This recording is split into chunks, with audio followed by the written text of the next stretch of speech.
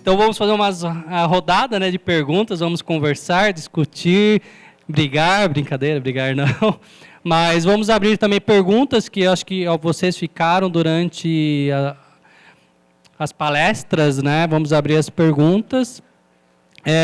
Eu acho que o tema aqui é fermentação natural. Vou começar a abrir aqui para falar o que para cada um significa, acho que a fermentação natural, a panificação, né, Johannes? Vou passar para o Johannes para falar o que ele acha, que entende, o que é essa fermentação natural, a panificação, e depois cada um passamos um pouco para você das informações. Obrigado, Fernando. Bom, fermentação natural para mim é um grande negócio, porque eu vi muitas experiências fascinantes através da fermentação natural, mas eu vejo, e as pesquisas também mostram que o principal drive da fermentação natural, a principal direção da fermentação natural é o storytelling, né? É contar a história. Atrás da fermentação natural tem tantas histórias e isso precisa chegar no consumidor final. Eu já tive negócio durante 13 anos, meu próprio negócio em Minas Gerais, e eu sempre fui um cara muito técnico. E, é claro, o Everton, né, as palavras do Everton chegaram para mim como se fosse um soco na cara, né? Porque realmente é assim mesmo, né? A gente fica muito bitolado, todos que são muito técnicos ficam muito bitolados e procurando aperfeiçoar cada vez mais suas técnicas, mas a gente às vezes esquece o consumidor final, como ele está percebendo o que você está fazendo, como ele está sentindo. Então, assim, eu vejo que a fermentação natural ela precisa ser percebida pelo consumidor final. Se a gente ficar só mesmo internamente postando fotos, mas sem fazer com que o consumidor final consiga entender qual o valor e benefício que ele está levando para casa, dificilmente esse negócio vai se tornar um negócio viável e rentável. Ainda nós estamos patinando, daqui a pouco a gente vai começar, tem grandes empresas, né? A Balduco lançou, a Vic Bold lançou pão de fermentação natural também. São pequenos passos que vão dizer e que vão fazer com que essa palavra fique cada vez mais natural, o mais cotidiana possível, e aí sim a gente vai ter um movimento, vou falar assim, de uma massa, que é isso que a gente precisa, fazer com que essa massa da população consiga enxergar os principais benefícios dessa fermentação natural e aí isso tornar um produto essencial dentro de uma padaria. Mas a fermentação natural é história, é a vivência, é toda essa carga de energia que tem padarias que têm 100 anos, outras que têm fermentação natural, outras têm porque a mãe, porque visitou a Europa, porque trouxe, porque conhece um professor, porque pegou daquele professor. E isso precisa chegar no consumidor, essas histórias, para que o seu negócio seja decolado através da fermentação natural. Bom, fermentação natural para mim é dedicação, porque você vai começar um fermento com a sua personalidade. Vocês estão levando uma amostra do Johannes, depende da forma como você manter, eles vão mudar. Então, essa história que o Johannes falou, essa é a sua história, essa foi uma história, foi a minha história, porque eu trabalho numa escola, então eu tento estudar, eu tenho que ver possibilidades. Mas quando um aluno pergunta para mim, eu acho que o Fernando já tinha falado, né? Você tem que fazer algo que você gosta. Eu gosto de panificação, eu sou uma mulher que gosta de panificação. É uma tendência mulheres na panificação, tem um evento que vai ter sobre mulheres panificação, mas os homens também, eles são dedicados, né? A gente tem exemplos aí. Então, a panificação, ela tem que ser comercial, claro, né? Tem que ter produtividade, né? São poucas pessoas que sobrevivem trabalhando 3 vezes por semana e vendendo 30 pães por dia. Então, a gente tem uma realidade, mas essa realidade tem que chegar lá para o consumidor, né? Então, eu dou aula de pão de fermentação natural. O que eu escuto? As pessoas não gostam desse tipo de pão. Não é verdade. Né? Eu tinha acabado de dar uma aula, fui na cabeleireira, e aí estava com um pacote dos meus pães, claro que bem embalados, né? Porque mas eu falo, nossa, mas o que você está trabalhando? Que cheiro é esse? Então, invadiu o ambiente que eu fiquei na antessala, eu dei até para elas provarem, elas amaram. Então, é aquele tal negócio. Vamos popularizar para as pessoas conhecerem, e aí sim, né? Ele tem a opção do pão convencional, tem um pão de fermentação natural. Eu acho que a escola ela está aqui para mostrar opções para os alunos poderem passarem para os seus clientes ou desenvolverem um comércio. Então, particularmente, eu adoro trabalhar com fermentação natural, mas, claro, demora um tempo, né, e uma dedicação. mas vai ter a sua personalidade, vai ser sua marca, sua assinatura. Mas eu acho que falta mais as pessoas entenderem também da fermentação, do fermento biológico, porque também parte de uma fermentação natural, gente. Né? O pessoal que vem fazer pão rústico não quer nem uma dosezinha do outro fermento. Não quero estragar. Vai estragar como? Essa levedura é capaz de produzir CO2, vai dar porosidade, também vai dar sabor, vai depender do tipo de fermentação que você vai usar.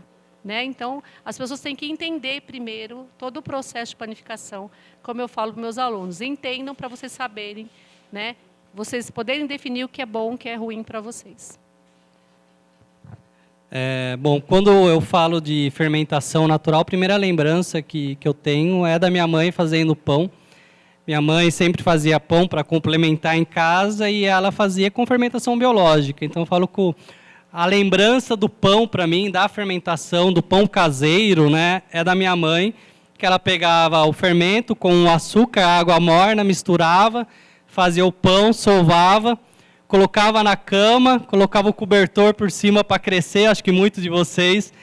E aí a gente ficava esperando aquele pão sair, aquele pão gostoso, quente, a gente passava manteiga, comia, dormia com o estômago pesado, porque comia quente, né? A gente não sabia que não podia comer quente, mas é a memória que eu tenho. E tem um caso, como a fermentação é tão presente, né, na nossa vida, e muitas vezes deixa passar. A minha sogra, ela sempre fez pão. E ela mora numa chácara e ela sempre assava os pães no forno a lenha. E sempre eu brincava com ela. Falava, esse pão pesado, esse pão de colocar na porta para segurar. E ela colocava um pão para assar, forno a lenha, colocava folha de bananeira em cima para não queimar. E uma vez na TV eu brinquei do pão da minha sogra, que ela fazia o pão e ela usava aquele fermento de Cristo, que chama o fermento de litro. E o pessoal começou a pedir a receita. Aí lá vai eu, com a minha sogra, ensina seu pão. Na maior humildade, né? Falei, tá bom, então pega lá na geladeira o meu fermento de litro. Falei, mas como que você faz isso? Farinha, água, quando o fermento está ficando velho, eu ralo batata, coloco lá e deixo. Beleza? Aí eu falei, o que a gente vai fazer? Pegar a farinha, alimentou, deu 3 litros, porque você sempre doa. Não sei se vocês sabem a história, mas a respeito do fermento de litro do pão de Cristo, surgiu porque as comunidades que não tinham acesso à fermentação biológica produziam esse fermento. Então, eles falavam, se você ganhasse essa amostra, você compartilhava que o pão ficava mais forte, mas, na realidade, tem uma coisa química ali por trás, que quanto mais alimentado esse fermento, melhor ele ficava. Então, as pessoas sempre alimentavam, tiravam 1 litro para fazer o pão, 1 litro para guardar e outro litro doava. E ela pegou farinha, água, essa água misturou, falei, mas sal, açúcar. Falei, e o fermento biológico? Falou, não, eu não uso fermento biológico. Eu falei, você faz fermentação natural? E eu comia aquele pão todo santo domingo e não sabia que era fermentação. Sovou, no outro dia, cilindro, cresceu e ficou coisa mais linda. E aí eu peguei essa amostra e levei porque eu ia fazer esse pão na TV. Aí a avó da minha esposa, não, pelo amor de Deus, toma cuidado com esse fermento, porque explode. Aí você via aquela água baixinha, água suja, né, que a gente falava em cima. Tá bom, cheguei na escola, garrafinha de vidro, tampado. Aí eu falei, vou fazer um vídeo mostrando a diferença no levanduro, no levan líquido. Aí na hora eu estava gravando, né, a minha irmã estava na escola, me chamou, no que eu virei, eu balancei, estourou. Até hoje tem a marca na parede, no teto, do levan. Então, assim, a fermentação natural já é uma coisa presente na nossa vida há muito tempo. Eu acho que muitos comeram muitos pães caseiros, né, ou pão de Cristo, sem saber que era de fermentação natural. Então, é uma coisa muito mais antiga. E eu acho que é respeitar processos, sendo com fermentação biológica, sendo com fermentação natural. Eu acho que é o tempo de fermentação que vai dar o sabor ao pão. Bom, pessoal, sobre fermentação natural, eu acho que hoje é a área da panificação onde a gente pode mais ter resultado, onde a gente pode crescer, desenvolver um negócio novo. Como o Johannes falou muito bem, muita gente me pergunta hoje como diferenciar a sua padaria, como fazer, minha padaria é igual a todas. Eu parto do seguinte princípio, tem uma coisa que ninguém tem, que é a sua história. Então, a gente valorizar a nossa história, a história dos nossos produtos. Ninguém tem a sua história. Por que você não conta a sua história?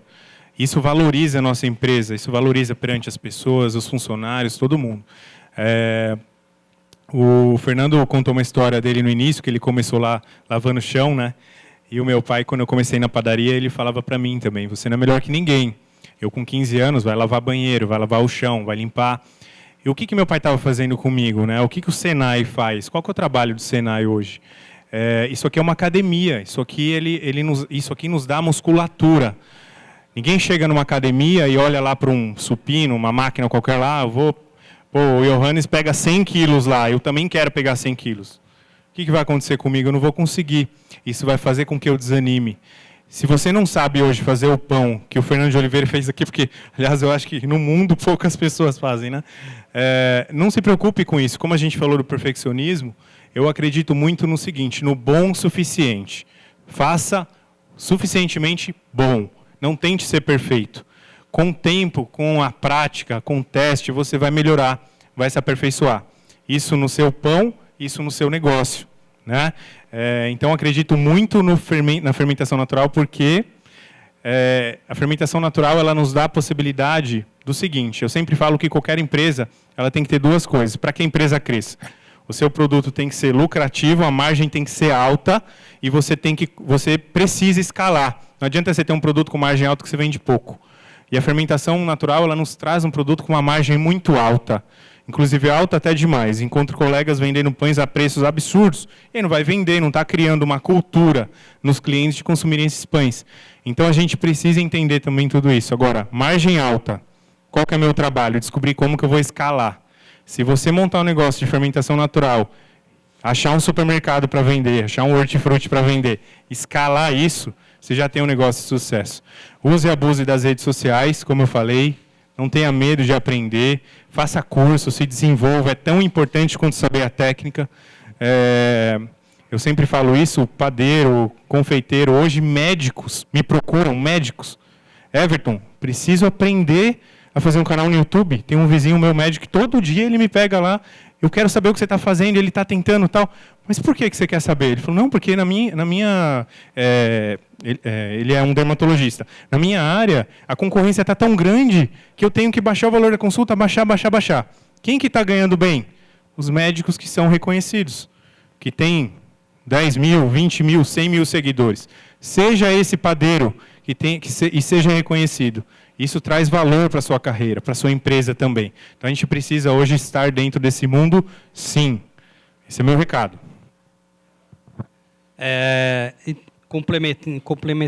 Complementando, né, eu acho que a fermentação natural veio para equilibrar a nossa panificação. A nossa panificação estava num crescimento, faltando padeiro, porque houve uma desvalorização no salário dos padeiros. Esses dias eu encontrei um amigo que trabalhou muitos anos comigo e ele estava falando o salário, ele ganha menos hoje do que quando a gente trabalhava há 20 anos atrás. Então, para você ver como houve a desvalorização e as pessoas deixando de se tornar padeiros. Eu acho que com a fermentação natural houve esse resgate de novas pessoas. Eu recebo na minha escola várias pessoas trocando de profissão, pessoas já com uma profissão, consagradas, médicos, dentistas, advogados, trocando e voltando para a panificação. Eu acho que a fermentação natural foi muito boa para isso. E surgindo, eu acho que a fermentação natural, as novas padarias, a padaria antiga, ela vai ter que repensar o seu pão. Fazer um pão francês de qualidade, né? Voltar a fazer um pão sovado, um pão caseiro. Eu acho que a gente não pode perder isso também, de resgatar os nossos pães. Então, acho que a fermentação natural veio para equilibrar, trazer novas receitas, tendências, né? E acho que com isso todo mundo ganha. Alguém aqui tem alguma pergunta para a gente que quer que a gente debata aqui? Temos as meninas aí que possam passar. Levante a mão, quem quiser. Aqui. É um modelo de negócio novo. O que eu penso sobre isso? Que é um modelo de negócio novo que pode dar certo, sim, se bem estruturado. qual que é a vantagem desse modelo de negócio? O custo fixo. Né? Eu sempre falo que hoje um problema, né, de muita gente, não só na panificação, é não saber precificar corretamente o produto. Então, muita gente pega a calculadora, CMV, quanto custa de matéria-prima, e está pagando um aluguel extremamente alto, né, salários altíssimos, impostos, não calcula isso, então precifica errado. Nosso trabalho é diminuir custo fixo. E esse modelo de negócio é justamente nesse sentido. Tirar o maior custo, que é um aluguel num lugar, numa avenida, cara, tal. O desafio é a concorrência, né? Porque se aparece uma concorrência, algo parecido, vai dividir. Né? E aí vai ter que se diferenciar. Mas é uma boa opção justamente por poder fazer em qualquer lugar. Né? O iFood está aí, inclusive isso é uma matéria essa semana que está fechando, né? Os aplicativos estão fechando alguns restaurantes, estão fechando restaurantes que não estão preparados. Não calculam o preço correto, fazem muita promoção, vendem abaixo do custo, vai fechar. Né? Então, é um modelo novo, muito bem falado, vários modelos de negócio novos hoje na área de panificação, vale a gente ficar atento e estudar. Eu penso que o levain, ele não pode ser como se fosse um filho, né? Ser o que você, eu não vou sair, eu não vou viajar porque tem meu levain, que eu vou perder... eu vou viajar, eu vou levar junto, né? Em casa, eu falo que eu já tenho minha mulher, tem minha filha, meu cachorro, depois vem eu. Se tiver o levain para alimentar, seria complicado. E quando eu comecei nessa de fermentação natural, eu também pensava que você precisava sempre tirar uma parte do fermento. Se eu tirei 200 gramas, que eu precisava colocar 200 gramas de farinha para sempre... manter. Então, o que eu faço? Primeiro, eu utilizo água a 45 graus, porque utilizando a água a 45 graus, eu diminuo de 12 horas para pelo menos 3 horas esse fermento.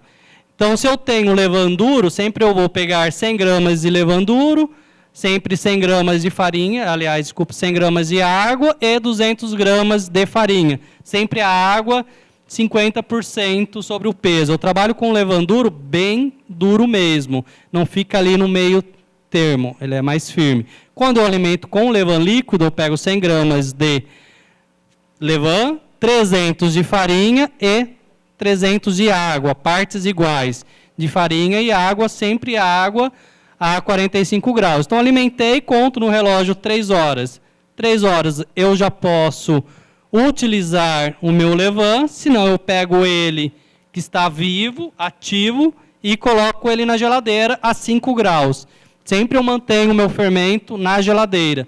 Eu nunca mantenho o meu fermento em temperatura ambiente, porque a temperatura pode oscilar e você ter fermentos com características diferentes durante o dia. O Brasil é um país tropical, aqui em São Paulo, então pior ainda, muda muito a temperatura. Se você tem um levain a 5 graus, você vai ter uma regularidade. Então, eu consigo utilizar o levain dessa forma até 3 dias.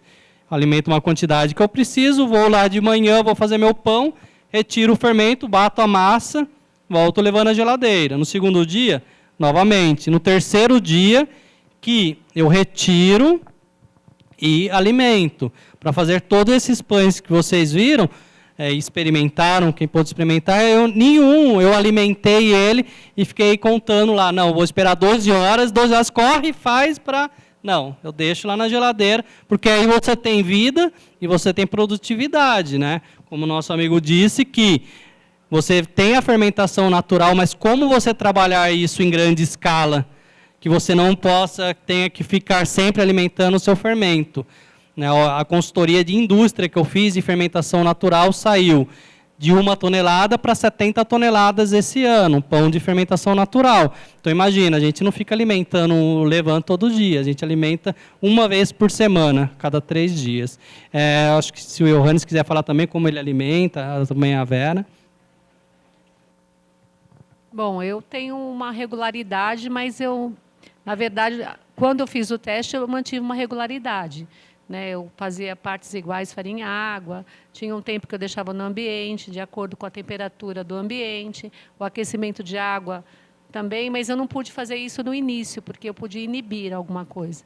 Então, assim, quando a gente fala assim, a gente tem um compromisso com o fermento. Então, você vai, para ter um padrão, você tem que ter um padrão até do oxigênio interno da da embalagem também, para ver quem cresce. Tem os aeróbios, anaeróbicos, então tem os que crescem com oxigênio e sem.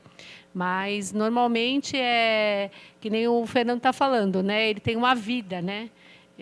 Os meus sobreviveram 1 mês, né? Então, sem alimentar. Então, vai muito da hidratação, já foi dito sobre isso também. Mas, que nem quem está levando o fermento, você vai criar uma forma de preservá-lo, né? Então, tem gente que usa partes iguais, deixa líquido, sólido, semissólido, mas aí tem que ter uma regularidade, mas também você tem que entender quanto que você vai fazer, ou se vai fazer pão logo, ou se vai demorar, ou se quer só manter. Então, tem temperaturas de manutenção também, em torno de 2 graus. Então, assim, a gente não tem tanta regularidade como eles, porque cada turma a gente trabalha de uma forma. Ou está no final da aula, alimenta. Então, mas o importante é sempre alimentar e ter uma condição de ambiente para que o fermento possa agir, para você depois mantê-lo na refrigeração.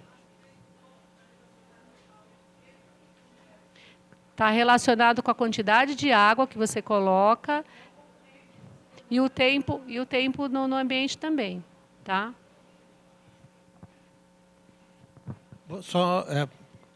Vou só contar uma história rapidinho aqui de colegas que alimentam fermentos de maneiras diferentes.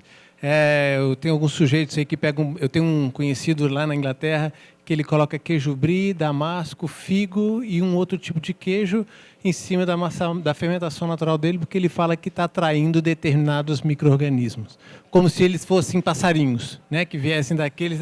Então, assim, essas histórias que são ricas e que são curiosíssimas, a maneira como isso está Agora, claro, como manter padrão, aí sim, é fazer a mesma coisa todo dia para sair do mesmo jeito, todo dia, porque nem todo consumidor vai querer comer um pão diferente todo dia, se aventurar todo dia, ele vai querer comer aquilo que ele comeu ontem. Mas essas histórias de alimentar são fantásticas, até essa que eu contei para vocês de água benta, né, de fazer uma massamada com água benta, então são todas histórias incríveis e maneiras incríveis de alimentar.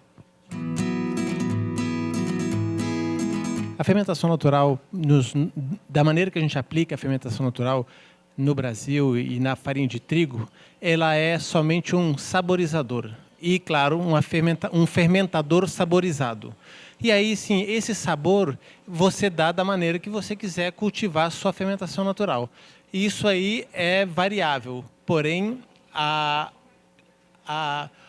os micro-organismos que estão ali dentro, eles devem estar dentro de um pacote suficiente que façam levedar a sua massa e saborizem ela, né? Esse é o nosso denominador comum, mas a maneira como alimenta é por isso. Agora, se você fosse para a Alemanha para fazer um fermento assim, aqui a gente chama, eu vou falar essa palavra, mas é meio banal essa palavra, nas coxas, né? Como a gente fala aqui, porque quando você fala de fermentação natural e em escala, ela não tem nada a ver com artesanal.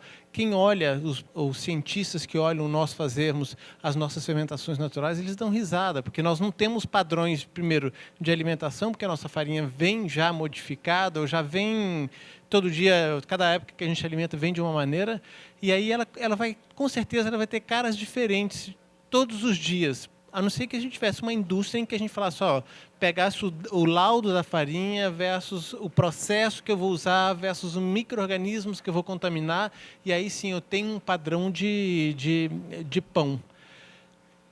Então, assim, o mundo nosso da panificação é muito mais de saborizar do que de outra coisa. Na Alemanha não daria para fazer pão, porque o centeio, como se fizesse um pão de centeio, por exemplo, você precisa realmente de uma dose de acidez específica para você abrir as pentosanas do centeio. Se você não tiver, o seu pão não ou vai ficar com um buraco no meio ou vai ficar cru por dentro. Então, aí sim, nesse momento, quando você trabalha com centeio, você precisa ser muito preciso na construção da sua fermentação natural. Aí você vai encontrar unidade em vários padeiros na Alemanha, em todos os padeiros que fazem fermentação de centeio, porque eles precisam chegar naquele nível de acidez. No demais, a gente vai trabalhar realmente com saborizar um pão, para ter diferentes texturas, para ter diferentes alvéolos também, né? Porque a fermentação natural também ajuda na questão das alveolagens, na questão do sabor, da textura, da casca, até mesmo da densidade da massa, você consegue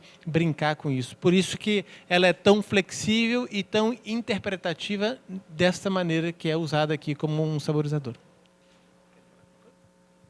Não, eu acho que a característica é a sua identidade também, você ter o seu fermento, né? A gente sabe que a gente tem que ter várias classes de micro-organismos. Eu tenho que ter bactérias láticas, acéticas e leveduras. Como manter isso? Tem um padrão, tá? A hidratação está ligada, o tempo no ambiente, tem a temperatura do ambiente e o tempo de permanência no ambiente e no frio, né? Então, é um fermento que eu alimento bem firme, ele vai ficar muito mais acético do que um líquido. Um lático é um suave. O fermento que a sogra dele usa é suave. Por isso que ele nunca percebeu que era de fermentação natural. Minha tia também fazia o mesmo pão. Só que ela nunca dava para ninguém o pão, ela ficava tudo para ela. Só o fermento que ela tinha que dar. Mas você vê que você tem isso, que quer dar um tom lático, quer usar um centeio, dar um amargo, né? Então, eu tenho do caldo de cana, que é muito comum, ele vai dar uma característica acética. Eu uso um iogurte, fica lá. Então, você tem uma forma de criar o padrão. Mas você tem que criar o seu. Por quê? Na escola, eu tenho uma condição aqui. Né? A mesma coisa que eu falo sobre maceira. Eu tenho um tipo de maceira com uma velocidade. Você vai ter outra. Então, a minha farinha pode não servir para você. O fermento é a mesma coisa. Você vai ter uma condição lá. Não tem os fermentos que só se reproduzem em ambientes, né, com umidade relativa tal. Né? Então, tem tudo isso. Então, existe fórmulas para fazer, mas, de qualquer forma, o seu ambiente vai revelar o seu fermento. Por isso que tem o fermento de 100 anos no São Domingos, o fermento basilicata. Né? Não é o mesmo, tem que ser renovado, mas eles alimentam de uma forma e com uma regularidade. Qual que é esse? O caju? Aí, então, a professora não tem muita regularidade, porque agora eu tenho uma... Mas que tipo de fermento você quer? Você quer mais acético, mais lático? Você quer um fermento para você alimentar todos os dias? Ou você quer uma vez por semana a cada 2 meses? Aí, primeiro, você tem que falar o que você quer. Então, você quer que esse fermento se desenvolva logo, não é? Posso usar uma parte de farinha, né? Uma parte de fermento, 2 de farinha e 1 de água. Eu tenho um fermento mais para semissólido, que aí eu posso ir mantendo. Mas se amanhã você resolve ter ele mais líquido, você muda um pouco ele. Então, aí você vai escolher. Aí depois, lá atrás, se quiser uma sugestão, eu posso te dar, para não prolongar mais. Mas aí, o que você quer? O tom que você quer, o professor ou os profissionais aqui pode falar, ó, o lático fica assim, o acético fica assim, né? Mas que farinha que você vai usar? Tudo isso, eu falo que curso, eu falei ontem, panificação é o curso de depende. Depende do que você vai fazer, o que você quer.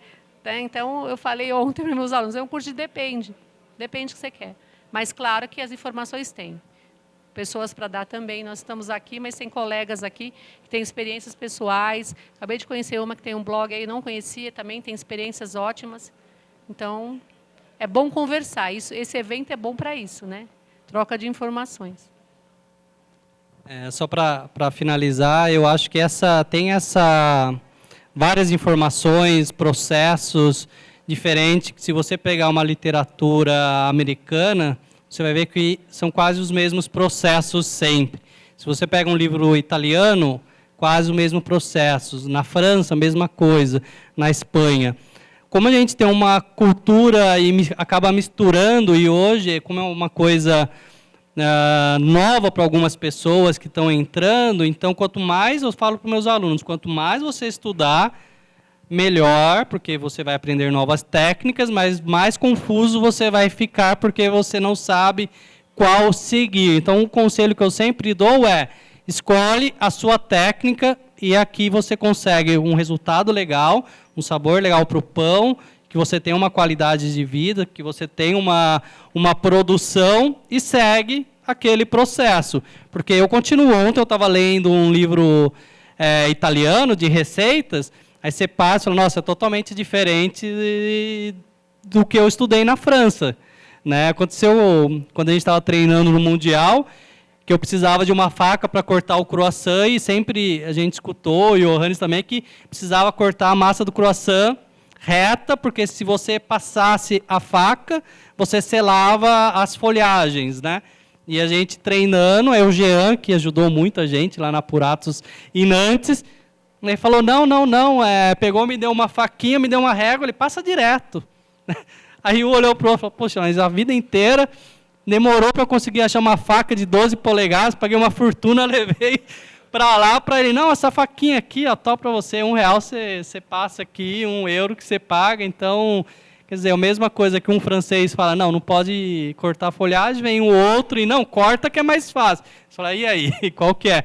Eu achei mais fácil passar direto do que ficar cortando, então isso eu adotei para o meu dia a dia. Eu usei o miso, que é uma pasta fermentada.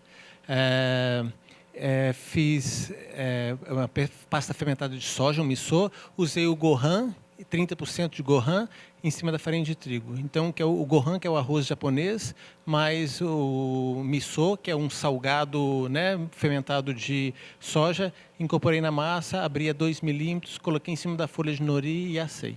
Deixei fermentar e assei. E aí depois aquilo virou um rocambole. Aí eu coloquei o creme cheese no meio e os vegetais cozidos no miso, também com aquele sabor de peixe. Então. Exatamente, legal. Gostaram? Que bom. Eu fiz um pão uma vez que tinha 2 fermentações. Aí eu fiz maior suspense. Falei, gente, eu vou apresentar um pão com 2 fermentações. E fiz uma maior onda, foi numa faculdade. De repente, levei e mostrei, era um pão de queijo. Todo mundo falou, não, mas isso nem é pão, não é. Eu falei, por que não? Tem a fermentação do queijo e a fermentação do polvilho. O pão de queijo é fermentado 2 vezes.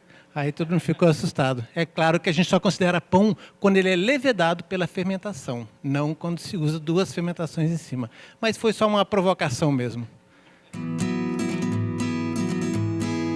Quando eu fiz essa consultoria para a Fornari em 2015, né, que era uma novidade de uma empresa em 2015, querer investir em pães congelados de fermentação natural, que ainda não tinha toda essa onda, acho que ele foi um dos pioneiros em grande escala.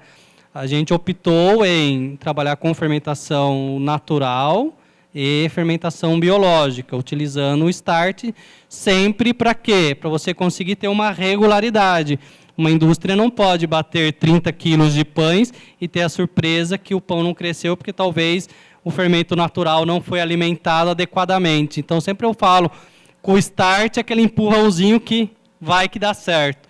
Diferente se você não utilizar e padroniza, né? Porque os clientes querem um padrão, como o Johannes falou, mais ácido, menos. Ele não pode ter um pão a cada dia diferente numa gôndola do supermercado. Então, quando eu trabalho grande escala, seguindo a fermentação natural, tudo feito hoje, ainda é feito à mão, por isso que a gente tem 3 turnos, a padaria, a produção não para, mas eles já estão vendo equipamentos para fazer esse processo de cortar, de modelar, que tem na França equipamentos que você coloca até quantos % de irregularidade você quer para não ficar uma coisa automática, né? Uma baguete um pouquinho mais torta, outra com mais peso. Então já existem até equipamentos para isso, para padronizar a indústria, a irregularidade, né? Para tirar essa regularidade e colocar regularidade. Eu já fiz vários trabalhos em indústria e assim, a indústria definitivamente não gosta de pão ácido, né? Isso é muito seletivo, né? Você seleciona muito os seus clientes quando você parte para a linha de consumo, grandes massas de consumo, né? Então eles vão sempre mais básicos, sempre mais um pouquinho mais ascético do que o normal, para não correr o risco disso ser nichificado, né? O seu pão ser nichificado, porque quando a indústria trabalha tentando inovar, né, nesse setor, ela também não é agressiva o suficiente para trazer grandes alterações, para sofrer provavelmente uma discriminação do seu produto pelo consumidor, por ser muito ácido, por ser muito elástico também, porque a fermentação natural traz uma certa elasticidade para o pão também, né? Então, assim, mas assim, qualquer passo nesse sentido, as grandes indústrias estão buscando, estão necessitando diminuir a carga de antimofo, estão necessitando diminuir uma série de produtos que não são limpos, né? Estão querendo limpar os rótulos, e aí sim a fermentação natural tem ajudado bastante nesse processo. Existem linhas mecânicas stress-free que suportam 100% de água, né? Uma massa que suporta 100% de água. Ela consegue fazer um pão sem que ninguém toque nele. E isso aumenta também até o shelf life do produto depois. Então, se desde o processo de misturar, ele passa por uma linha completa, assa, com os alvéolos mais incríveis que vocês possam imaginar, como se fosse o melhor modelador de baguete do mundo fazendo um negócio incrível. E aí fazem, isso são processos europeus que fazem realmente, você fica impressionado de ver como a mecanização desse processo, que nível chegou. Então, mas assim, é claro que ainda a gente cai naquele negócio, tudo que é fermentação natural, a primeira percepção é artesanal, né? Assim, vem atrás, a palavra fermentação natural em português foi fantástica, porque nos Estados Unidos eles tentaram mudar de sourdough para mother dough, um pequeno movimento tentou mudar isso para mother dough, porque massa madre não é sinônimo de acidez, de massa azeda, né? Que se fosse traduzir sourdough é massa azeda, eles queriam trocar isso para massa madre. Mas para o consumidor perceber o que ele está consumindo, a melhor palavra é fermentação natural. As pessoas conseguem identificar naturalidade, saudabilidade e uma série de informações que estão atrás dessa palavra. Então, a gente é muito sortudo de ter essa palavra no nosso cotidiano. E, claro, a intenção, eu vejo, no Brasil, é realmente a gente permanecer no fermentação natural, mudar, talvez a gente conseguir trazer tudo isso para fermentação natural, massa madre, levain, tudo isso para o nome brasileiro de fermentação natural, pelo ponto de vista do consumidor. Eu tive meu negócio e tive 13 anos, foi muito bem sucedido, mas assim, a visão do Everton, ele devia estar em todas as palestras do Everton, porque, olha, isso é super importante que ele fala, é como a gente enxerga o consumidor, como ele percebe as nossas coisas, para que a gente possa ter sucesso, porque toda paixão, ela acaba em 5 anos mesmo. E aí depois vem o fardo, e aí carregar um fardo sem ganhar dinheiro é difícil, hein? É possível. Esse sujeito, esse marroquino que levou a fermentação, é impressionante a força que o grão de bico tem. A gente fez os testes lá e nós vimos essa fermentação, mas ela começa com umas bolinhas, daí a pouco parece que a água está fervendo. De um dia para o outro, e é muito forte e é como se fosse uma água fervente, sabe? Quando você vê aquelas bolinhas do grão de bico, é impressionante mesmo. Dá uma força muito...